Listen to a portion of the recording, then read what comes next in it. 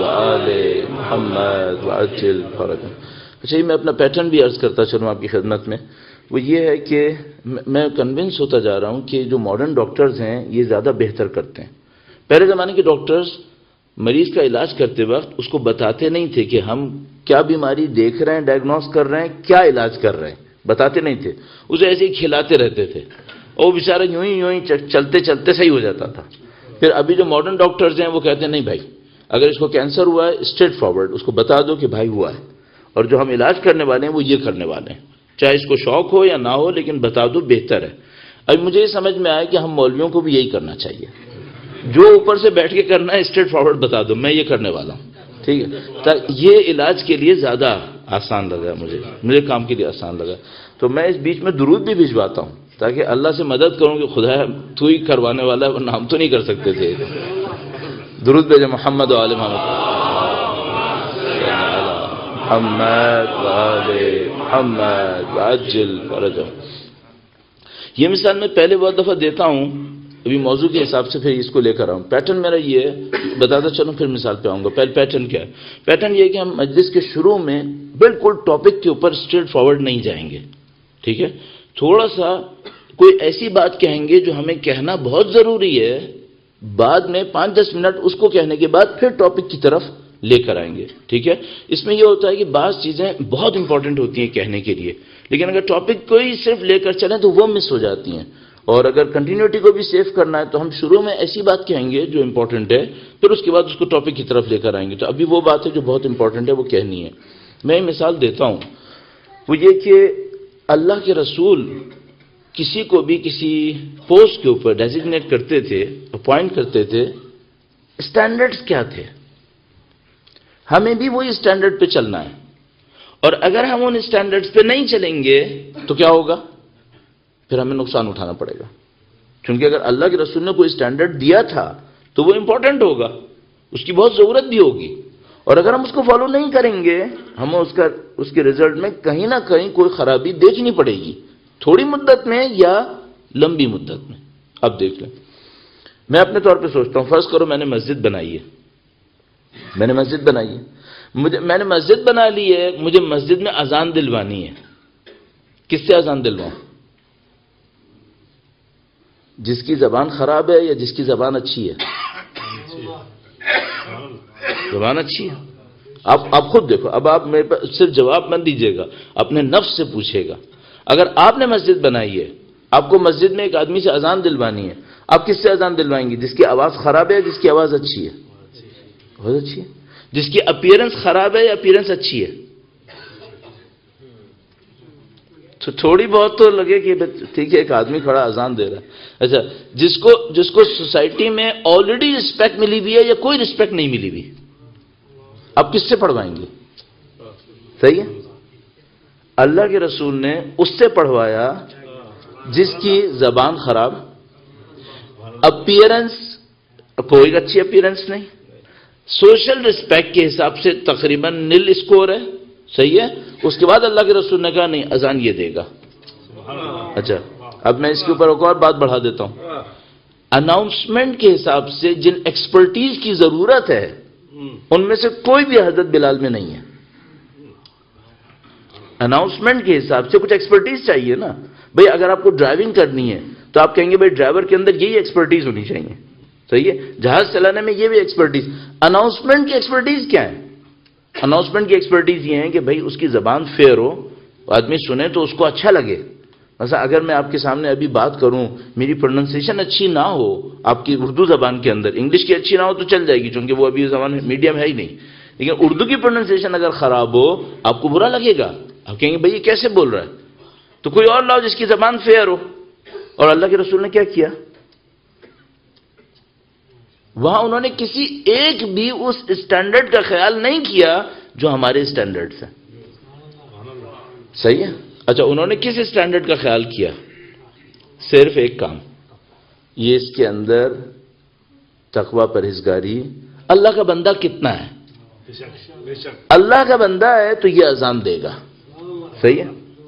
اب یہی ہوا نا یہ سب کچھ۔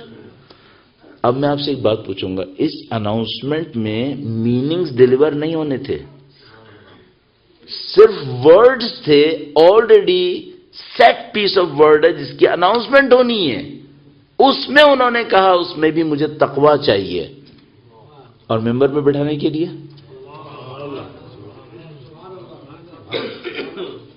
ہم سے ایک مسٹیک ہوئی ہے اردو اسپیکنگ لوگوں سے۔ اردو اسپیکنگ کا مطلب صرف مہاجر نہیں ہے، ہر وہ قوم جو اردو بول رہی ہے، جو اس کے میننگ ہے اسی کے اوپر بات کر رہا ہوں۔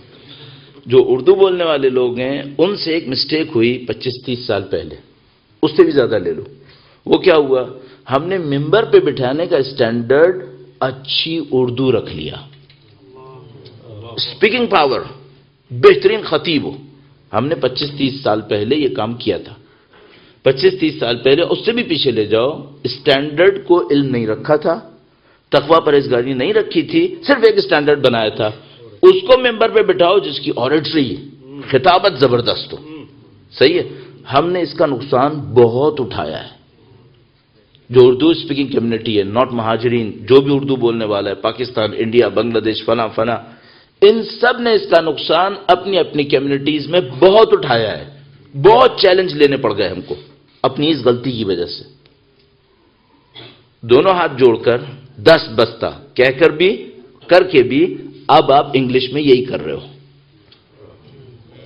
اب آپ انگلش میں یہی کر رہے ہو جو ہم نے 30-35 سال پہلے مسٹیک کی تھی اور اس کو بہت برا اٹھایا ہے ابھی تک۔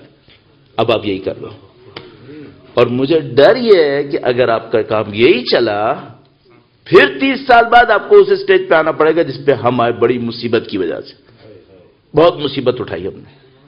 یہ ہو گیا کہ ہر چیز ہاتھ سے نکل گئی تھی، ہر چیز ہاتھ سے نکل گئی تھی، پھر بڑی مصیبت لگی، 20 سال 25 سال لگ گئے اس کو یو ٹرن مارنے میں، اور اب کہیں جا کر کچھ سٹیز کے اندر ہمیں یو ٹرن مل گیا ہے، انکلوڈنگ کراچی۔